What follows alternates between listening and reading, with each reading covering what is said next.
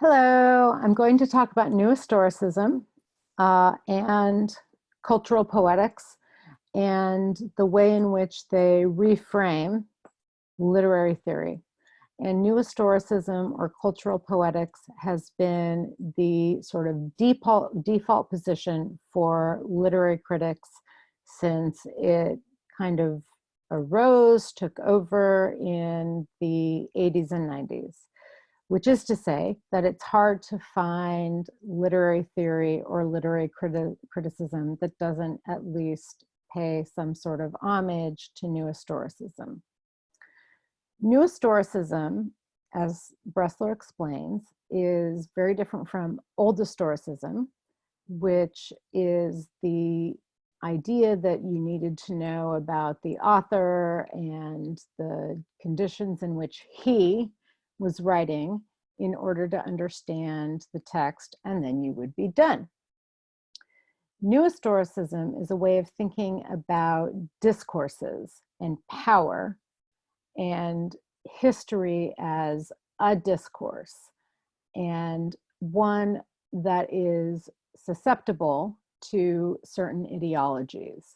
So we've looked, since the midterm, we've looked at psychoanalysis, which is sort of undone when we get to Cixous and mildly modified when we get to Mulvey. We've looked at Marxism, which is shifted when we get to Althusser. New Historicism is really applying the principles of post-structuralism to all of the ways in which we might think of literature or psychoanalysis or Marxism or all of the other things that obtain when we try to study literature. And the driving force between New Historicism is that it's different from Old Historicism in that it doesn't privilege certain discourses or certain narratives. So, to go to my chalkboard, and I want you to look just at the top part of this right now. If you ever went to school, pardon me, you probably learned in a history class about history. And I have simplified that in relation mostly to wars, but maybe that's not so different from the way in which you learned it. So that at the beginning of at least your American literature class, American history class, you learn about the Revolutionary War. And then you might learn about the War of 1812. And then you might learn about the Civil War, and then World War I, and then World War II, and then the Vietnam War, and then the War on Terror.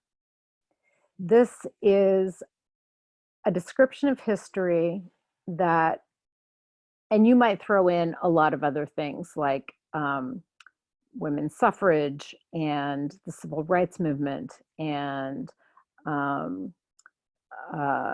September 11th and all of the wars that are to do with different Native American tribes. But essentially what we end up with, probably in a traditional history course, is something that starts at a beginning, like the Revolutionary War, and proceeds according to what we might call some kind of like end of the class, where we're up to the present day. Sometimes this is taught as a teleological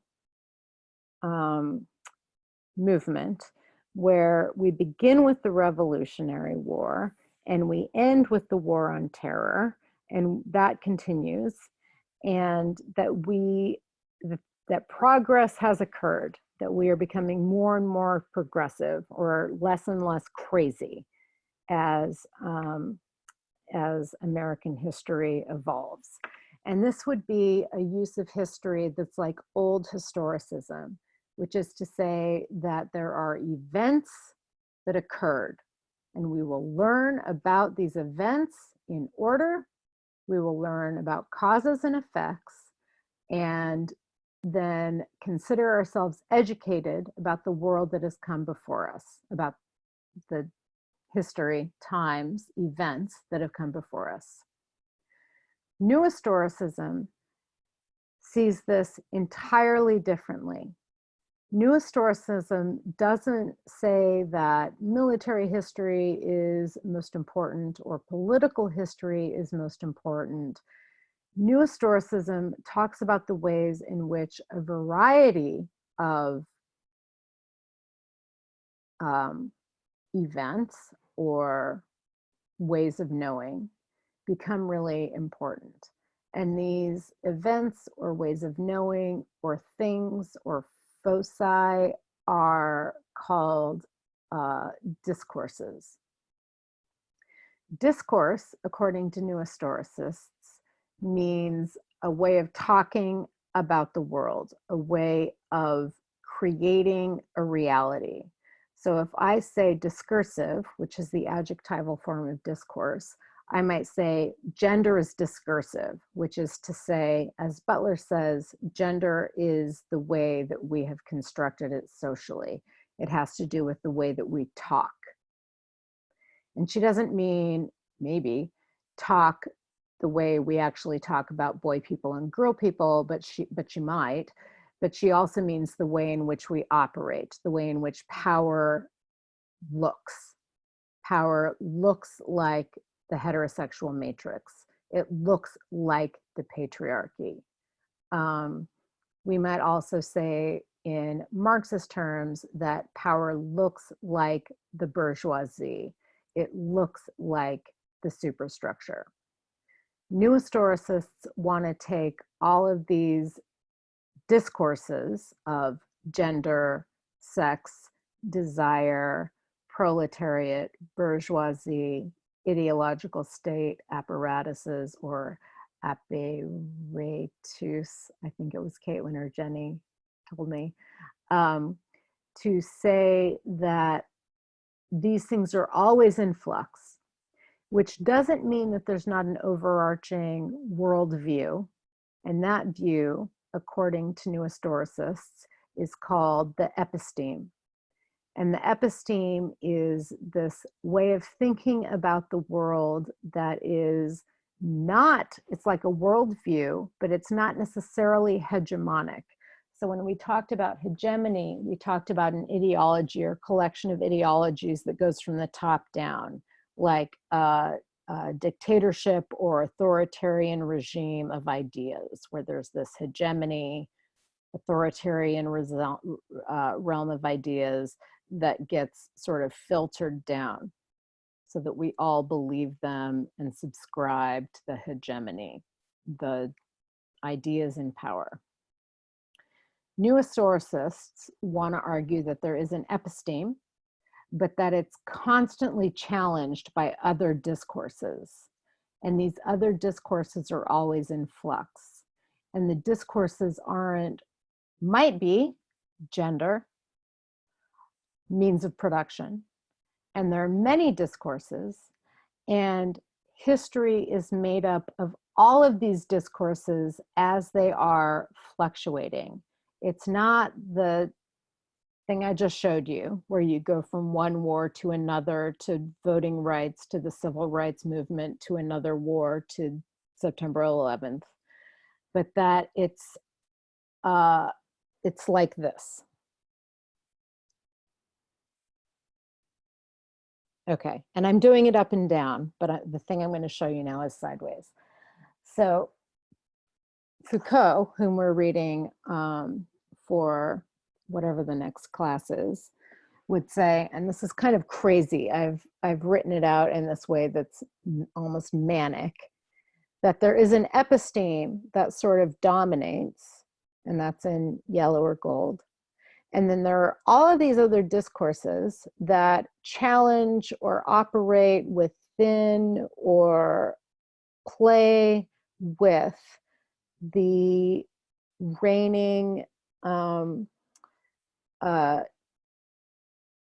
hegemonic, but historical sort of version that we might be taught, the worldview that we might learn about. So I've listed just the ones that occurred to me first. So military, race, gender, art, education, and science. All of these operate via different sources of power, with or against the episteme. So again, I'm making this up, but we might say here that when gender goes above the episteme, like that might be Butler's acknowledgement that gender is a construction and a performance.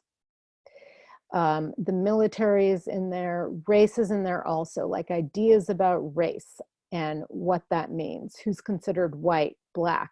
Are Italian people white or black? Are Scandinavian people Mongols or white? Are Irish people or Catholic people white or black or other? Educational ideologies. All of these ideologies sort of mix together and struggle for power against or with the episteme, with or against the traditional worldview. And New Historicism will call all of these discourses. All of these discourses are ways in which we talk about things. And the way in which we talk about things determines the way we think about the world. When we say discourse, we might mean talking, we might mean military discourse, but we might also mean discourses of gender, discourses of race, discourses of art, discourses of education, discourses of science, military discourses, and that these are always in flux and struggling against or with each other. And that to understand history is to understand the way that these discourses work or don't work together. A new historicist might choose some example right here, I'm making this up, and talk about how this one example located right here is a good example for us to think about when we want to describe, and I'm following Foucault's lead here, sexuality or insanity or descriptions of discipline, and using an anecdote or a moment in time as a way to think about all of the ways in which these things have occurred or are occurring as they progress through a certain sort of number of a certain chronology.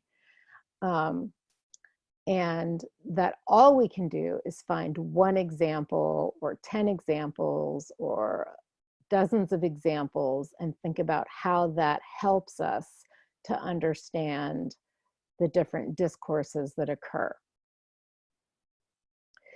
These discourses, Foucault is going to argue, constitute or make up what he calls power knowledge. And power knowledge, or knowledge and power, he sees as inseparable, because power knowledge is a way of accounting for the fact that certain discourses are in power, and that those discourses are in power because they purport to know more than other discourses. Which is to say, for example, when he talks about the history of sexuality, he talks about the way in which our descriptions of sexuality are pretenses to knowledge that exercise power. And so I know about your sexuality because I know how sexuality works. Whereas new historicists would say that all of this is actually in flux, and power knowledge is a claim to know about how things work. Okay, so the way that this factors into literature is that we see literature as one of many cultural discourses. We can think of architecture. We can think of all the ones that I just listed. We can think of economics. We can think of the way that shops are arranged to get us to browse through and purchase things spontaneously. We can think of, I mentioned once before, advertisements when I talked about cultural materialism, and the way in which rhetorically they sort of structure our desire for goods, and not try to pin down in some sort of structuralist way what's really happening, but to embrace post-structuralism and talk about how all of this stuff that doesn't seem to fit together in some sort of line from beginning to end ends up working to destabilize power in a way that is liberating for art and architecture and archaeology and psychology and studies of sexuality or education. And we can talk about them not as beginning here and ending here, but as a sort of a site of struggle, a site of conflict. A friend of mine wrote her dissertation in a very new historicist vein on sewage systems in Victorian England and the way they replicated social structures laid out in Victorian novels. This is a perfect example of new historicism because it takes social plumbing, engineering into account and considers that on the same level, those documents about engineering as being on the same level as Charles Dickens, and thinking about the ways that they are sort of in conversation, whether they knew it or not, when thinking about how certain communities, both literally and fictionally, interacted or depended upon each other. So new historicists want to look at art as one of these discourses, one of these sources of power, and think about it in relationship to other sources of power, other ways of knowing, other examples of power knowledge. Okay, I hope that's clear, and I'll see you in class.